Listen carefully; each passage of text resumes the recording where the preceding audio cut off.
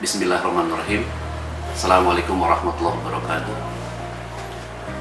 Alhamdulillah wa syukurillah, pada kesempatan yang baik ini kita ketemu dalam acara PJJ, khususnya kelas 91, 92, 93.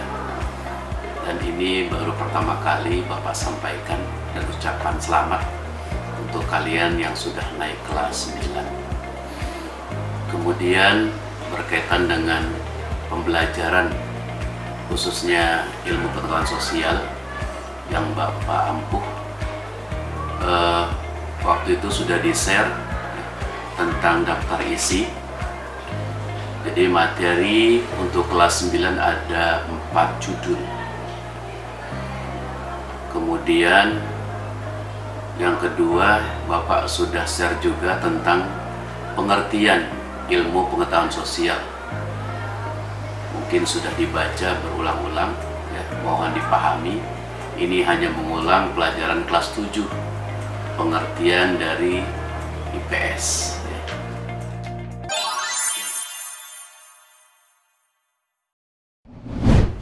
Bapak akan sampaikan bab 1 tentang interaksi antar ruang Asia dan benua lainnya.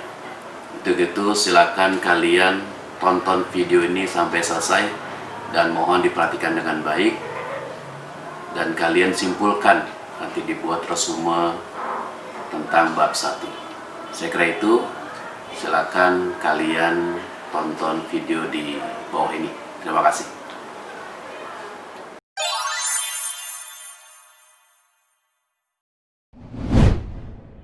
Kelas 9 semester ganjil, yaitu bab 1 interaksi antar ruang benua Asia dan benua lainnya.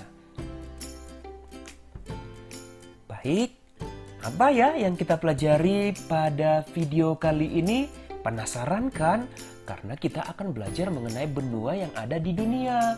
Yang pertama, kita akan belajar letak dan luas benua Asia dan benua lainnya.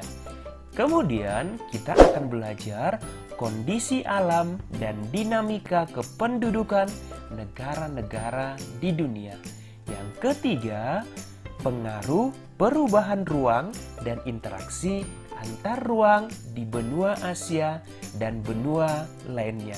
Kita lanjut ya, materi yang pertama, letak dan luas benua Asia dan benua lainnya.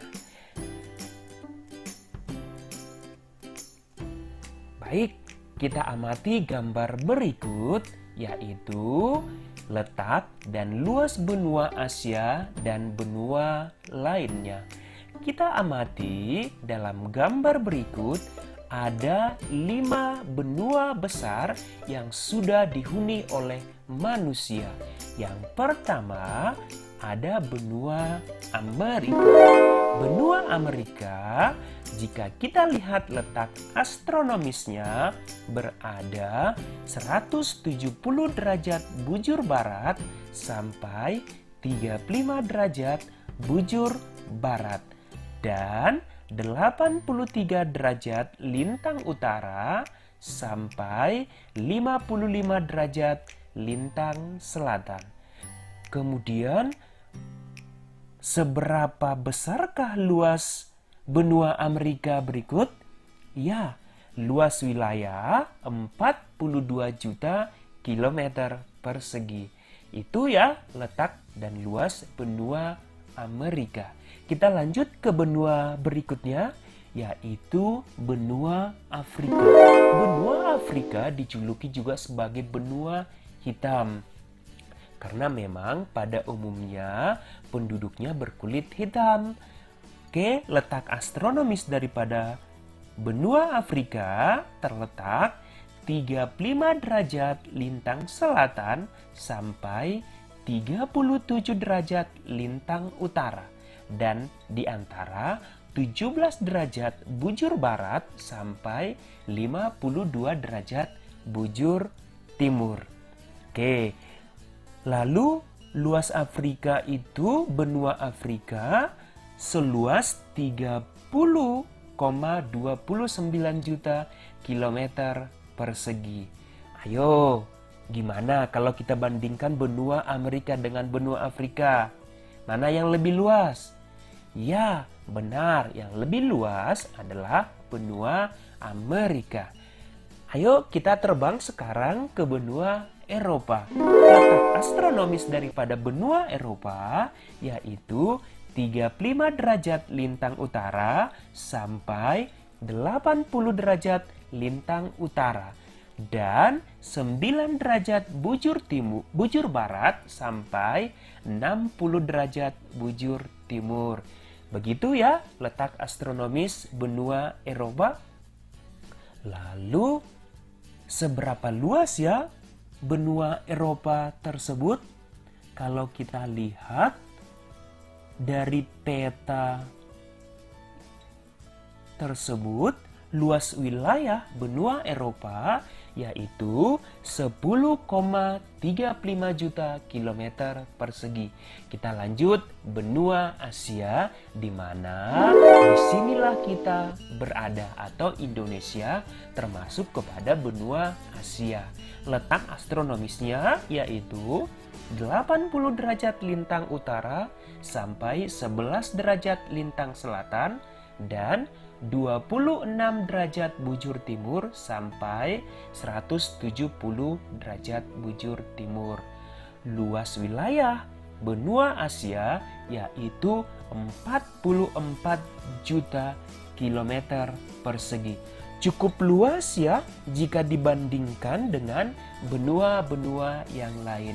Kita lanjut benua yang paling kecil yaitu benua Australia. Benua Australia ini cukup dekat ya ke negara kita, negara Indonesia. Letak astronomisnya 10 derajat lintang selatan sampai 39 derajat lintang selatan dan 113 bujur timur sampai 153 derajat bujur timur. Lalu seberapa luas wilayah benua Australia ini? Ya, seperti yang kita lihat bersama, yaitu 8,9 juta kilometer persegi. Demikian letak dan luas benua Asia dan benua lainnya. Jika kita lihat urutan yang paling terluas benua di dunia, yaitu benua Asia, dilanjutkan dengan benua Amerika. Kemudian benua Afrika, dilanjutkan benua Eropa, dan yang paling terkecil adalah benua Australia. Jadi pengen nih keliling-keliling benua yang ada di dunia ya. Oke, kita lanjut ya. Ya, kita lanjut dengan kondisi alam dan dinamika kependudukan di dunia. Kita pertama yang bahas adalah benua Asia. Bagaimana ya kondisi alam benua Asia? Tentunya sahabat semua sudah bisa menjelaskan ya benua Asia itu seperti apa. Misalkan negara kita Indonesia, yaitu Indonesia merupakan daerah pertemuan lempeng Eurasia, lempeng Pasifik, dan lempeng Australia. Maka Indonesia sering diterjang oleh gempa tektonik.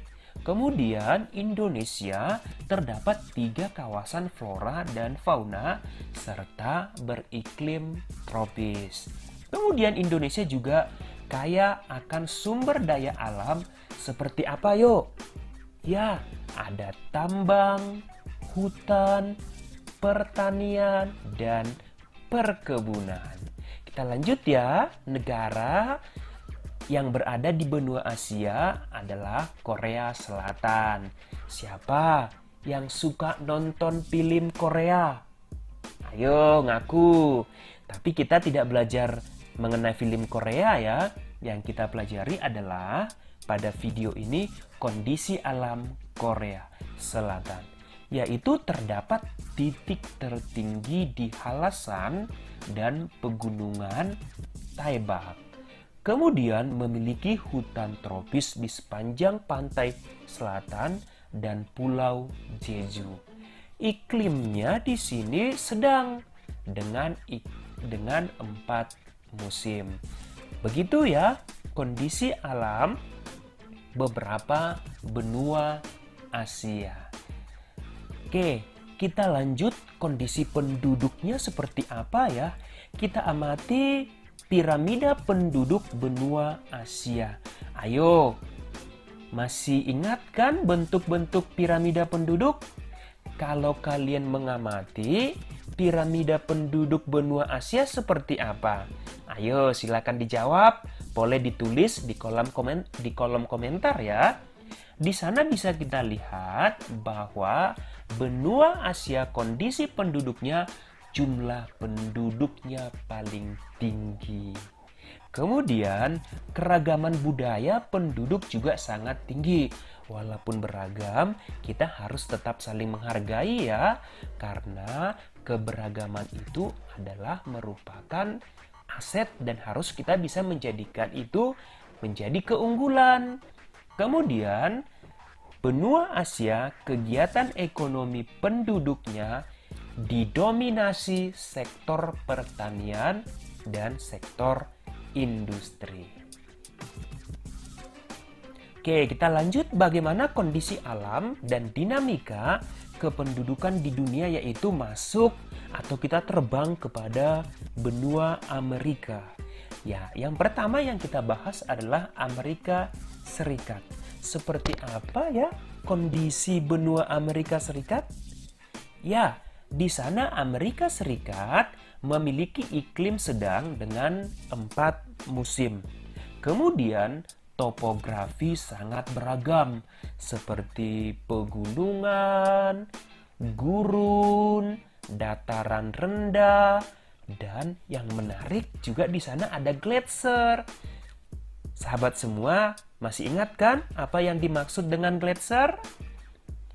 Kemudian, kenampakan alam yang terkenal di Amerika Serikat ada Sungai Mississippi.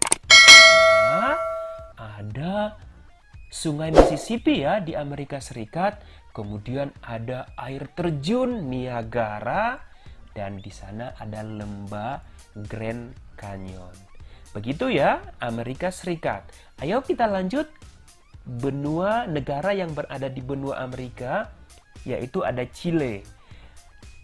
Negara ini merupakan negara terpanjang dan tersempit di dunia.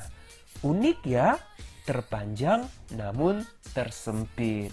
Kemudian, kenampakan alam yang terkenal di negara ini yaitu Gurun Atacama.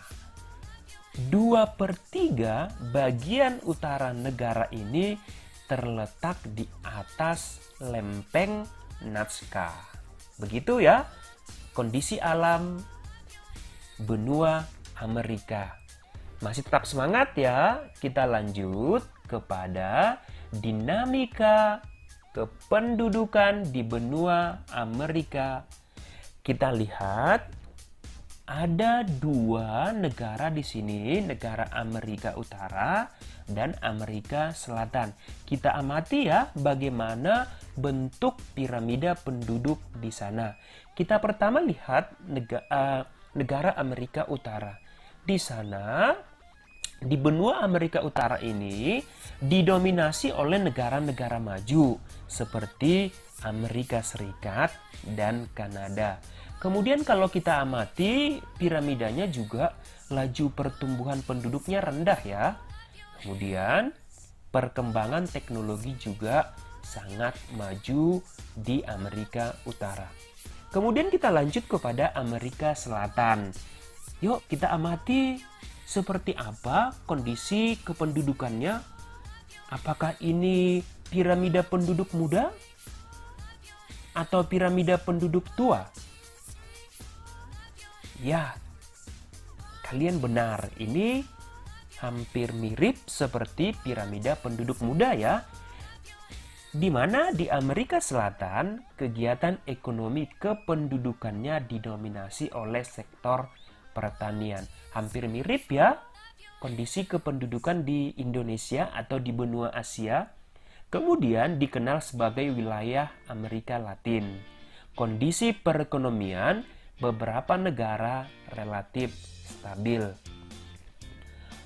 Oke, sekarang kita lanjut kepada benua hitam, yaitu benua Afrika. Yang pertama yang kita bahas kondisi alam negara Mesir. Negara Mesir terletak di kawasan Afrika Utara.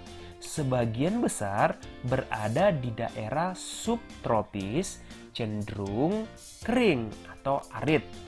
Kemudian kalau Mesir ini dilewati oleh aliran sungai Nil dan terdapat pegunungan Sinai.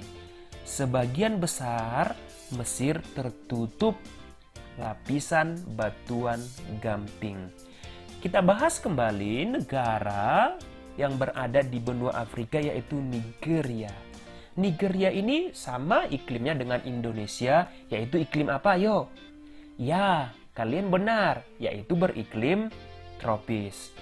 Nigeria terdapat kenampakan berupa gurun pasir, padang rumput, kemudian gunung batu, dan di sana ada juga rawa-rawa. Di Nigeria kita temukan sungai Niger. Oke, kita lanjut kondisi kependudukan daripada negara atau negara-negara yang berada di benua Afrika. Wah, kita lihat piramida penduduk benua Afrika ini bagaimana kira-kira? Sangat tinggi ya angka kelahiran di sana. Jika kita lihat jumlah penduduk besar dengan tingkat pertumbuhan penduduk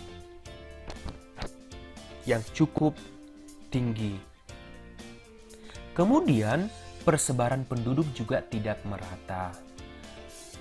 Di benua Afrika juga banyak permasalahan penduduk berupa kesehatannya, perekonomiannya, dan tingkat pendidikan rendah.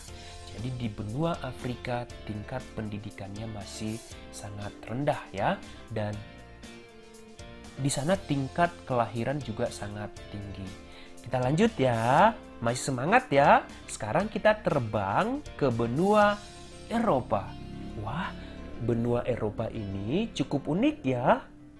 Oke, kita lihat kondisi alam benua Eropa. Yang pertama kita bahas adalah negara Inggris. Ayo, siapa yang bercita-cita sekolah ke Inggris? Ya, pasti ada ya. Oke, di sini negara Inggris dipengaruhi arus laut panas yang sejuk dan basah. Kemudian Inggris juga daerah iklim subtropis. Inggris juga terletak di dangkalan Eropa sehingga menjadi pulau kontinental ya. Oke, kita lanjut negara yang berada di benua Eropa selanjutnya yaitu Prancis. Ayo, Prancis dijuluki sebagai kota apa yuk? Oke, dan menara apa yang ada di Prancis? Ayo silakan dijawab. Ya, betul.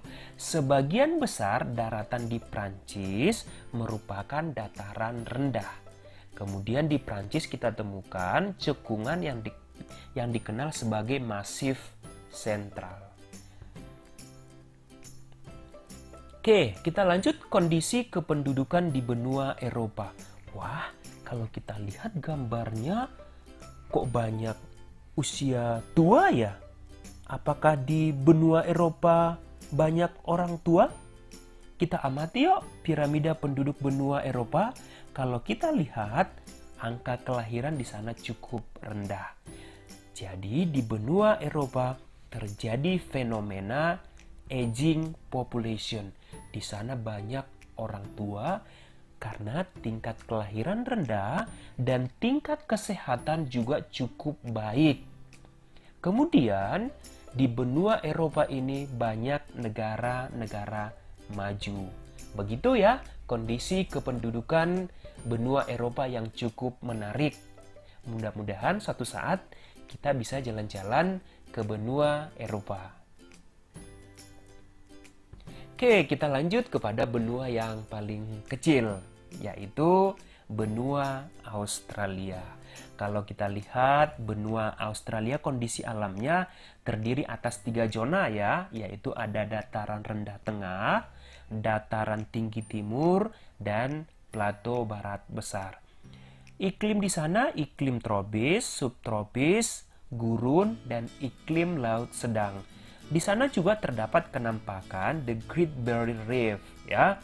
Kemudian ayo, siapa yang tahu fauna khas Australia? Fauna yang memiliki kantong. Ya, benar. Ada yang namanya kanguru. Makanya benua Australia dijuluki juga sebagai negara kanguru. Oke, kita lanjut belajar kondisi kependudukan benua kanguru tadi ya. Oke, kita lihat di sana bahwa kependudukan di sana tingkat kelahiran tidak terlalu tinggi ya. Di sana juga kita lihat usia produktifnya cukup tinggi. Jadi artinya di sana beban ketergantungannya sangat rendah ya. Benua Australia dipengaruhi kedatangan bangsa Inggris pada abad ke-15. Perekonomian didukung sektor pertanian, perkebunan, perindustrian, dan jasa. Kemudian tadi seperti yang dijelaskan bahwa di benua Australia pertumbuhan penduduk sangat lambat. Begitu ya kondisi alam dan kondisi kependudukan benua Australia. Oke, kita lihat di sini. Kita lanjut ya, bagaimana pengaruh perubahan ruang dan interaksi antar ruang di benua Asia dan benua lainnya. Yang pertama, pengaruh perubahan ruang yaitu faktor alam. Di sana terjadi yang namanya tsunami, terjadi juga banjir, gunung meletus, longsor, dan juga ada badai. Kemudian, pengaruh perubahan ruang terhadap aktivitas manusia, yaitu pemanfaatan alam secara eksploitasi atau secara besar-besaran. Kemudian di sana juga penggunaan lahannya tidak seimbang. Begitu ya, pengaruh perubahan ruang dan interaksi antar ruang di benua Asia dan benua lainnya.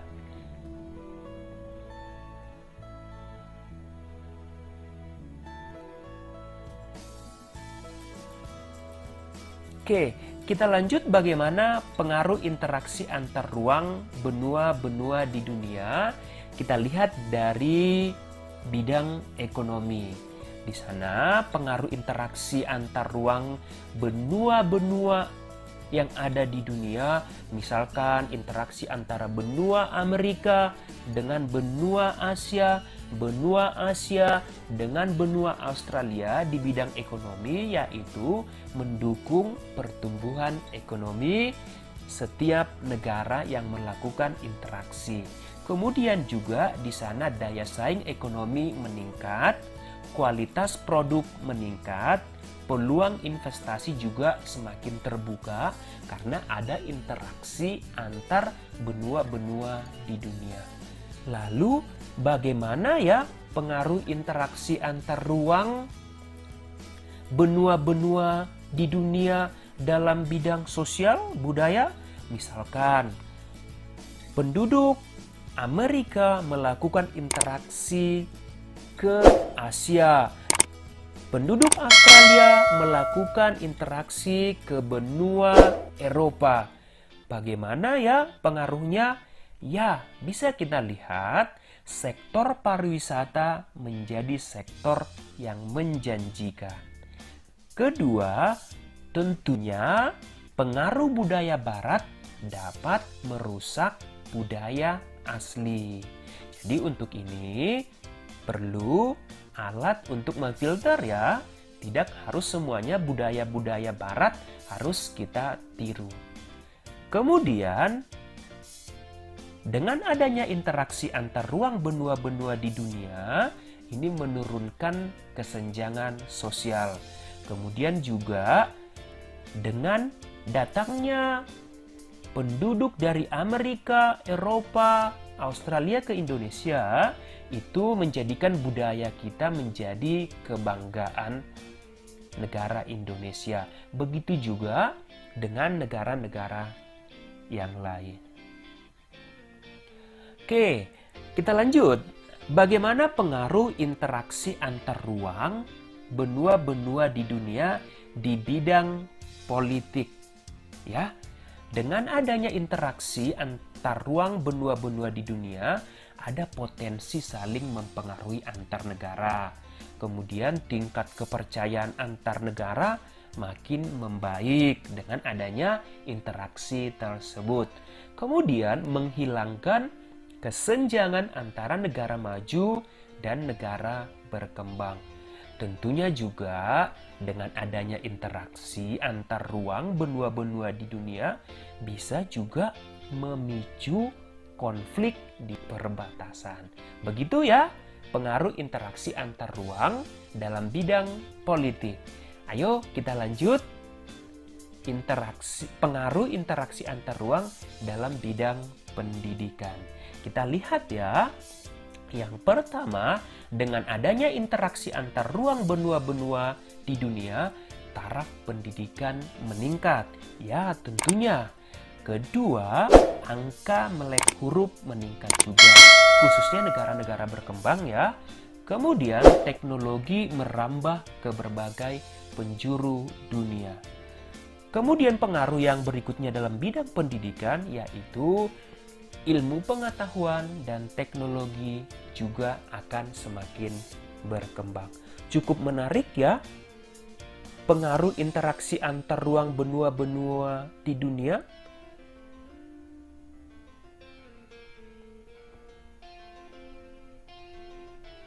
Baik, demikian materi kita pada video pembelajaran kali ini.